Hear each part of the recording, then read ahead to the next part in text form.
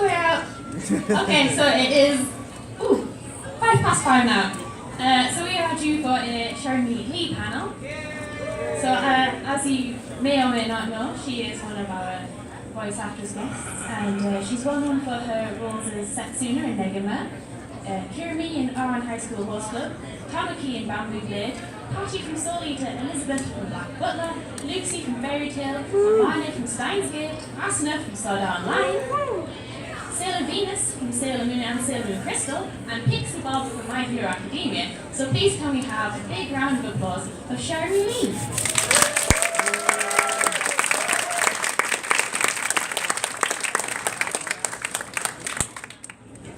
Hello. How are you guys? So I'm going to talk a lot slower than I did yesterday because we have this lovely person here who is signing. So if you, does anyone need to come to the front to sit? Oh yes, go.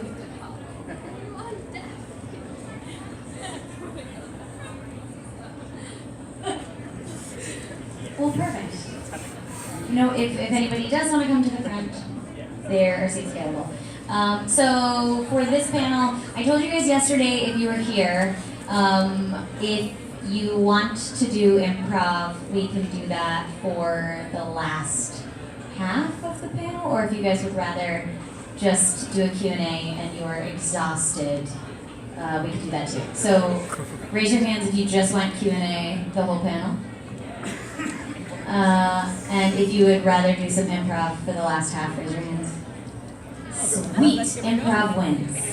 So the last half, I'll set an alarm on my phone right now. The last half we'll do some improv games and fun stuff like that, which will be exciting because I always love seeing what you guys come up with.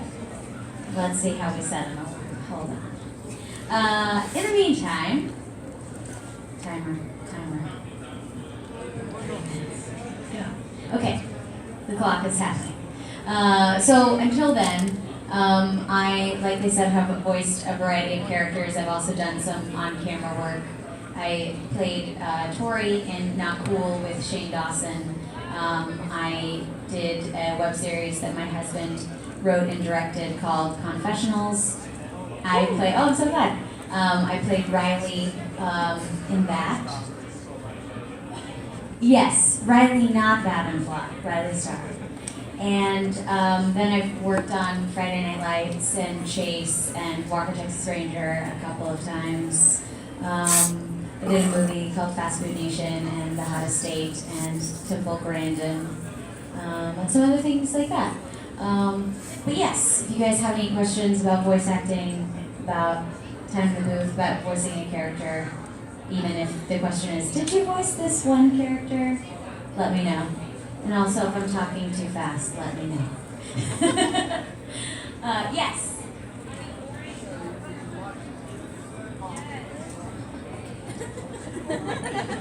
You thought and she showed up. If I'm not mistaken, you said, what show have I not been a part of that I would like to be in, and what kind of character would I like to be? I would love to do, I really just want to work. I love my job. But I think a dream role would be something that involves paranormal aspects, that involves traveling the country or traveling the world, or traveling through time. I think that would be really cool to explore different time frames. So yeah, if we want to just throw it all in there, like ghosts, art, history, pirates, and time travel. So I guess Doctor Who meets Pirates of the Caribbean meets a documentary meets ghosts. That's what I want to do. Yes. Yes. Hi. So I was kind of wondering, as you're like a veteran voice actress, could you maybe give us some insight into like the whole dubbing voice acting process? That was kind of quite interesting in all that, really. Sure, yeah. So, when you typically, people think of an actor, it is the stage or film background where you get your lines ahead of time or you read the play ahead of time. You go to the audition, you stand on a stage or you stand in a room with a camera or a bunch of people and you recite your lines and you act the part. When you're auditioning for voiceover, specifically for dubbing, you'll be told to come into the studio or record from your house. They will give you the script the day of, or maybe 30 minutes before, maybe 5 minutes before, and they'll give you 5 or 6 lines, what the character might look like. Sometimes it's a really rough sketch, sometimes it's a really beautiful picture of something that's already been done because the anime's created. And you get to decide what you think this person would sound like. You might have heard of the anime, you might have heard of the show, or know roughly what the character sounded like in its origin language, but sometimes that's not the case. So you look at the character and say, well, she's got pink hair, and she's got glasses, and she's wearing a sweater, and in the picture that they gave me, she's carrying a lot of books, so she strikes me as somebody who's really smart, pink hair, with a bunch of earrings in her ears, she might be kind of edgy, and you kind of create this character and this personality and what you think they might sound like. And then you go in and read those 6 lines, and you do it for 3 to 4 characters if you're lucky. And then they'll call and say you got the job. Most of the time, you don't know what character you booked or what you'll be working on. And you go in, they preview in Japanese or whatever the origin language is, whatever you're dubbing. Preview the scene with the origin language, and then you have the script on another screen right next to it. So you bounce back and forth reading the script for the first time and watching the scene and figuring out what the mouth flaps are doing, and then you kind of guess and hope for the best and try to make it fit on the first pass, and usually you have to do it a couple more times. Or there's an engineer out in the other part of the booth, and he edits as fast as possible to slice and dice and make it all fit. So it is a huge process, and as an actor, we're only a small piece of the puzzle. We always record by ourselves, unless it's Walla, in which case we might get 2 or 3 other actors in with us. So we're relying on the director to tell us where our little piece fits in with the rest of the other actors to create a cohesive episode. So the director is incredibly important because sometimes we don't even know what's coming up or what's going on in other scenes in this episode that we are not a part of. So we need them to fill in the gaps. So it's a pretty fun process. It's definitely an adventure every day. Yes. Hi. Hi. I asked Bryce this question last year, but what do you think of the bloopers that you did? Like, how do you feel about them on the SAO? So if you guys saw online, we did Sword Art Online bloopers a couple years ago for the panel, and I think we did a season 2 set of bloopers as well. I don't know if those got released. Season 1 was, those bloopers are pretty adult, some of them. Bryce made a few contributions that I did not know what he was saying or what things meant, and I had to do a search on Urban Dictionary, and I was really uncomfortable when I found out what they meant. Yeah, those were fun. I hope everybody knows it was all in good fun, and it wasn't us trying to be mean or make fun of the characters or pick on anybody. I had a fan that I met in New York that was really, really hurt by the bloopers and some of the things that they made Asuna say and jest. So I hope everybody knows it was all in good fun, and the characters would never say those atrocious things, and they are still the characters you know and love. It was just silly things that happened in the booth or silly things the director came up with. So if they didn't release the season 2 bloopers, that would be why, because they were afraid of hurting the fans' feelings. So, but yes. Yes. Hi. So I got a request from a friend to ask you. So with Sarada Uchiha, Sarada in English is actually salad. Ooh. So my friend wanted me to ask you, could you just say really right in front of my salad in Sarada's voice? Oh, okay, yeah. Oh no. Really? Right in front of my salad? I feel like I'm sassing Boruto. I don't really even know what he did. Poor Sarada. It's never poor Boruto. It's always his fault. Yes. I'd quite like to ask you the question, who was your favourite voice in life? My favorite character to voice. It's so hard. It honestly varies day by day, session after session. They're all my favorites. And whichever character I just finished working on and I leave the booth, I know what it feels like to not have a job and say, like, I just want to play a character, I just want to go to work and get to act. So every time I get to leave voicing any character, it's the greatest feeling in the world because I got to jump into someone else's shoes and tell a story and play a character. And that one is my favorite until I go into the booth and play another character and I experience that feeling all over again. And I've had life-changing experiences with every single one of my characters. They've all helped me through different moments in my life that have been incredibly monumental. And it's very interesting that they came to me and I got to play those characters when I got to play those characters. Like I got cast in Sword Art Online and Asuna and Kirito were experiencing their love story around the time that I got engaged. So that timed out very well.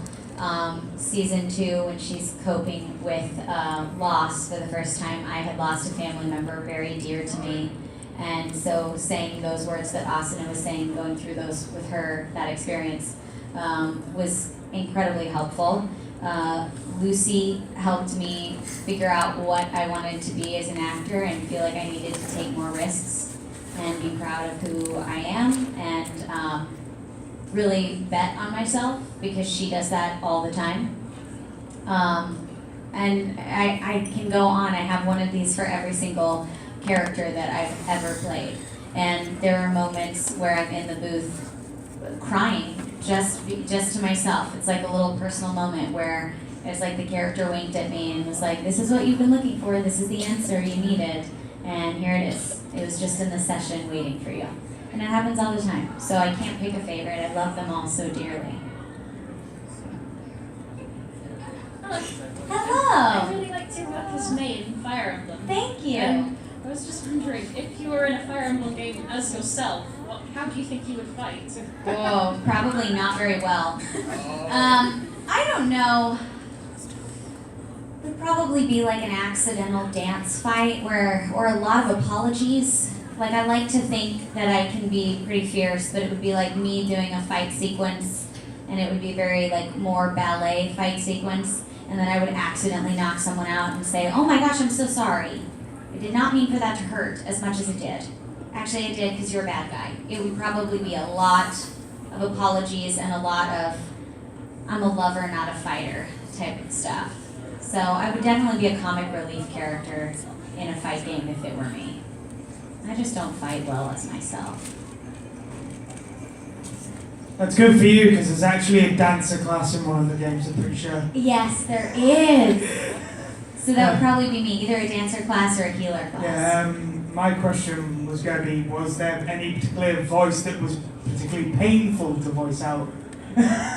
Like, just any character you... Actually, yes, but it's for a game that I just worked on that I can't talk about what it is yet. But I shredded my voice at the end of every 2 to 3 hour session and had to be on strict vocal rest for the rest of the day. It hurt really bad. The only one that came close to that was I did a character, and it didn't hurt, it just made me really tired. It's any of those like gravelly boy voices that you have to do. And I was playing a billy goat in the show Goldie and Bear on Disney Junior. And his name's Billy the Goat, and he's this adorable little goat with anger issues who sings like Broadway-style songs. And having to do that headbutt noise and like goat noise while screaming and laughing and attacking people and then singing a song, it just made my voice really tired. Yeah, but it was a lot of fun. earlier you mentioned the process of being a voice actress. What's the purpose of only getting the script just before? Usually it's not that they're keeping it from us. It's most of the time the script's not done until right before. And also, if it is done ahead of time, sending it out to every single actor when they have multiple sessions a day or multiple sessions a week. We don't know how far we're going to get in a session. So it would be like, well, you have 200 something lines in this first episode. We know you won't get past episode 1, but this person has 40 lines here, 12 lines here, 6 lines here, and asking each actor when they're coming in for 2 hours or 3 hours, please read all these scripts for every single show that you're on. If they're coming in for just a couple episodes and they're just picking up those 3 scripts out of context, they might just be totally confused. Some of them probably would love to read them. I mean, if I'm like a lead in a show and I see every episode, that would be really helpful. But usually, if that's the case, while I'm recording it, I see almost the entire show anyway.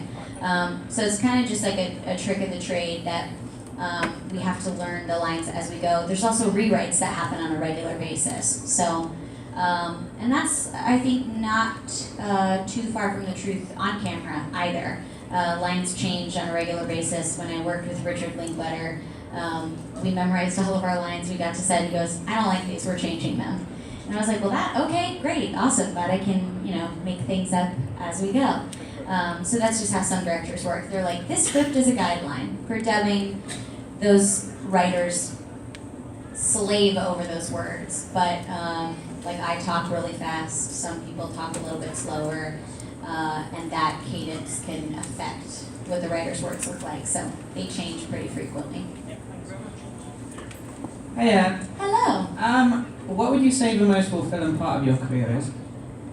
Oh, the most fulfilling part is probably getting to play a character that I have no connection to, that I do not understand at all, that I have nothing in common with, and at the end of the shoot, being able to feel really connected to that person and find the commonality between me and that character and realize that we're all not that much different. I also love getting to come to conventions and meet people that say, this character meant so much to me, or I really love how you played this character, I really connected to it, or she reminded me of my sister. I had a woman who said, I really love the way you play Lucy. My sister's name was Lucy, and that's how I got into Fairy Tale. And she was in a terrible car accident, and she's not around anymore. And so every time I watch Fairy Tale, I feel like I'm spending time with my sister. And it's stories like that where when I record this, I'm in a booth alone, a padded room, like a crazy person. And then I get to come to a convention surrounded by people from all over the world, and they have the same human experience and connection to what I did when I worked on the show. And it's just a really cool thing about being an actor is no matter what language we speak, no matter where we live, no matter what our background is, we all have the same human experience. We all laugh, we all cry, and so when we're seeing other people feeling grief or feeling pain or feeling joy, we empathize with them. And getting to be a part of that storytelling and that getting people to feel more is really fulfilling, and it's one of my favorite parts about my job, especially when it gets me to feel things that I wouldn't necessarily feel. When I watch movies on the plane, I think people always get upset with me because I'm crying on every movie. On the way to New York, I watched 2 documentaries, and this woman kept looking over at me. I was like, she's been asleep the whole flight. And the only 2 times she's been awake, she's seen me crying over a documentary. She's gonna hate me. So yeah, I think that's probably my favorite part. Crying on a plane. Before voicing Liechtenstein in Italia, did you know much of the country? I didn't, actually. I was terrified to do that because, as you guys know, it's a very tiny country surrounded by much larger countries with much stronger accents.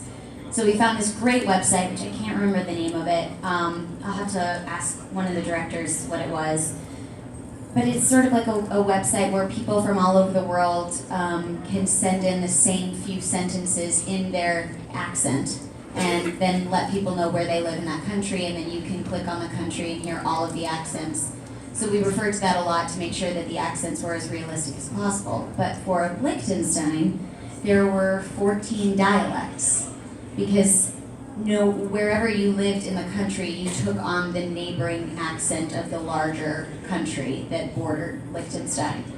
So we had like a united voices of accents of Liechtenstein, and we would say, we'll take the A sound from the west side, we'll take the T sound from, and like just went all the way around. So I was afraid fans were gonna accost me and be like, the sounds were weird. I was like, well, it's not just really one accent, it's all of the accents of Liechtenstein. We wanted to be totally inclusive. So if you ever go there, probably no one sounds like what I did, but we were trying to include as much of the accents as possible, which was intimidating, but very fun. Thank you. Naturally, like, so many people here have been like, oh my god, it's fantastic to meet you and stuff like that, huge fan of all different things you've done over the years, but have you yourself ever worked or met someone who you've been a fan of and you've just been like, oh my god, I can't believe it's you? Yes, so many times. And it's usually when I don't know that I'm going to be working with them. Because usually when you know you're going to meet somebody, you can like kind of prep yourself for it. But I was going to an audition for Fast Food Nation, and it was the first big film that I did, and I was kind of doing like a screen test, and I didn't know anybody was going to be in there. And I walked in, and Ashley Johnson was sitting there. And of course, now everybody knows Ashley Johnson from The Last of Us and all of her video game and animation work. But at the time, I remembered her from Growing Pains and the Annie movie. And I did not know she was going to be there. And so the whole time in my head, I'm thinking, is that Ashley Johnson? Is that Ashley Johnson? Am I doing the scene with Ashley Johnson? And I left the audition, and she walked out afterwards. She was like, by the way, I think you're getting this job. I'm so excited to work with you. And I was like, yes, that will be so great, Ashley Johnson. And then I like walked away. I was like, why did you say that? Like a moron. I met Claire Danes when I worked on Timble Grandin, and she was so nice and came up and introduced herself. And she's like, hi, I'm Claire. And in my head, what I did not say, but in my head, I'm thinking, duh, I know exactly who you are. I can also list every movie that you've ever been in if you'd like me to do that for you. But instead I was just like, hi, I am here, and I'm playing your evil roommate. Oh, I have a name, it's Cherami, sorry. You just like, you have so many things going on in your brain that you kind of forget how to form sentences like a human.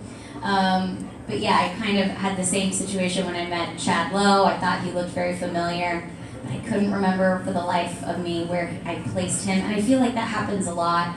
We see these actors at work all the time, and you're like, I know them. Are they friends of family? Are they on a show? I know they're very familiar to you. He was very familiar to me because I'd been watching Pretty Little Liars the week before, and I knew him as Lucy Hale's dad. But the whole time I was like, he's one of my friend's dads. He's one of my friend's dads. This is going to be really awkward. And I'm glad I didn't say, like, tell your daughter I said hi after the audition, because his daughter's 4. So that would have been, like, really creepy. But luckily, I got cast in that role, and I got to then have a conversation with him when I wasn't trying to figure out who he was. So that happens a lot. I fangirl after, like, really any actor for work that I admire. I think 3 people that I would lose my mind for right now, and I would have to try to be really professional, would probably be Reese Witherspoon and Sandra Bullock and Meryl Streep. I probably would like need a moment to form a thought so I could share it with them. Other than like, you're great. That's a sentence. It's 2 words, but it's a sentence. Technically it's 3. I hyphenated, contracted one. And I would probably tell them all of that too. Thank you. Hi. Sorry to sound jumbled. If your non-animated film or series created an animated version of it, what would it be and what character would it be? Ooh. So a show that's not been animated. Ooh, okay.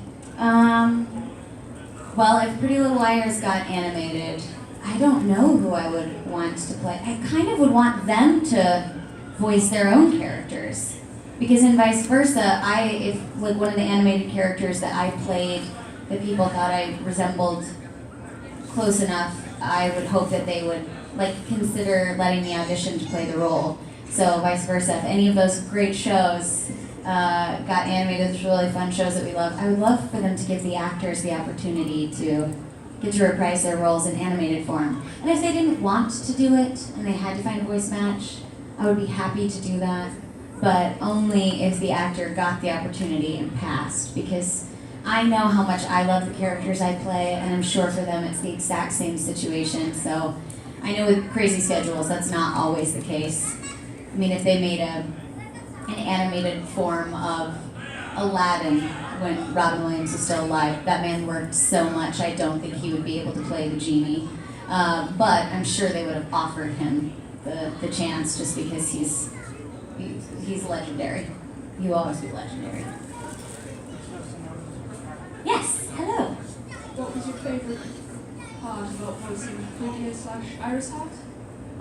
Probably the zen I felt right after the session, because I really got to explore two sides of being so sweet and so talking very slow and melodically, and then being really fierce, really aggressive, and saying the worst things in the world. So when I'm done with the session, you kind of just go, cool, I've got all of the sugary, happy side of me out of the way, and I've gotten all the angry road rage side of me out of the way. I'm good. I could just exist as a really peaceful, zened out human being. So that was probably my favorite. Sorry to come and interrupt the panel once again. Yeah, no. But could everyone just check their pockets? We've got lost wallets, lost bus passes, lost phones. At the end of the day, we'll keep them safe. Just could you all make sure you've got your way of getting home? We can't keep you here, as fun as that would be. You can't do a lock-in at the convention here in the... That would be awkward, wouldn't it? You're like, actually just illegal. We would never be allowed back again. So anyways, I've heard that you auditioned for Miracle on 34th Street. I did. Only to lose to Mara Wilson. Mm-hmm. It got me thinking, if you did audition, if you did actually win the parts, just imagine being in films like Matilda, A Simple Wish, and Thomas and the Magic Railroad. How do you feel? Do you think you'll be qualified for those films, or do you think you'll be... You know, I would like to think that I would have been, but at the time when I auditioned for Miracle on 34th Street, that was my very first audition for anything ever. My mom brought me to that audition in that open call to show me how hard auditions were and to show me how miserable it was going to be so that I would stop trying to want to be an actor. And it really backfired on her because it started out with like 1,000 kids and then it made it down to the top 10 kids. And I was in the top 10, and of course, the whole time I'm like, Mom, this is so great, can we do this tomorrow? And my mom's in the corner like, oh, this was not supposed to happen. So I would like to say like, oh man, that would have been so cool, I would have gotten to be in Miracle on 34th Street, which is one of my favorite movies, and I would have gotten to be in Matilda. But I don't think at 6 years old or 8 years old, that I would have been ready to do that. She had been acting since she was so tiny. She was great. And Matilda is one of my favorite movies, and there is no other Matilda. It is and will always be Mara Wilson for me. And that only affirms for me that every role that I get is the role that I'm supposed to play, and every role that someone else gets is the role they're supposed to play, even if it breaks my heart when I don't get cast in a role that I could imagine myself in, or a film franchise that would have changed my life. When I see the movie and I see the cast and the cohesiveness of the unit of the film, I realize the version of the character that I would have played does not fit in that world. And therefore, it wasn't meant for me. So yeah, it is always bittersweet to think about those things and go, man, I could have been in this movie, or I could have worked with this person, and then you have to remind yourself, no, that's not the movie that they were making. The movie that they were making needed this person. Yeah. Well, thank you. Thank you so much. Hi. Fairy tale question. Yes. Besides Lucy, who's your favorite character? This is so hard because they're all my friends, and so I feel like if I pick somebody else, they're gonna be like, I'm sorry, what? I think it's probably either Blue or Panther Lily. Every time Panther Lily comes on screen, I'm like, oh, my little precious creature. I love Panther Lily so much. And Clue, obviously, is, my mascot. How can you not love a little shaky marshmallow creature? He's so sweet. Yes. Hi there. About confessionals. Yes. How much of Riley is actually you, and how much fun did you have making it? I hope none of Riley is me. We tried to make her as mean as possible, and there were a couple times where I was like, I can't say these things. I feel like people are going to think this is me, and they're not going to want to hang out with me. She's so terrible. So I would hope none of it is like me. I mean, maybe when I'm tired and hungry, I might get a little upset, but I usually try not to get upset at people. I just get upset at situations, usually involving being self-deprecative towards myself, never to other people. So that's probably the case. It was a lot of fun, and I also felt really guilty. Trying to think making Bryce carry all the luggage, I felt really bad about. Being so mean to Jimmy, I felt really bad about, since that's my husband, but he wrote it and he directed it, so technically he did ask for it. Yeah, it was really awkward. I think, though, the most awkward scene was the kissing scene between Jimmy and Riley, which people are like, that's your husband. I'm like, yeah, exactly. There's cameras and people, and it's in the middle of a hotel. It was like very, very uncomfortable. It was very awkward. Okay, so that's the timer. Do you guys want to do improv, or does anybody have any last minute questions? Okay, cool. I think we have 2 more questions, and then we'll do quick improv stuff. And you will be right after. This gentleman up here was the last question. Yes? Hello. Do you have a favorite line and why? A favorite line? I usually have a favorite line from every session. What is... Well, never mind. I was going to be like, so the last session that I did was for Steins Gate 0, and then I realized it's the episode for next week, and it's one of the last few scenes. So if you're watching Steins Gate 0 on Funimation's site,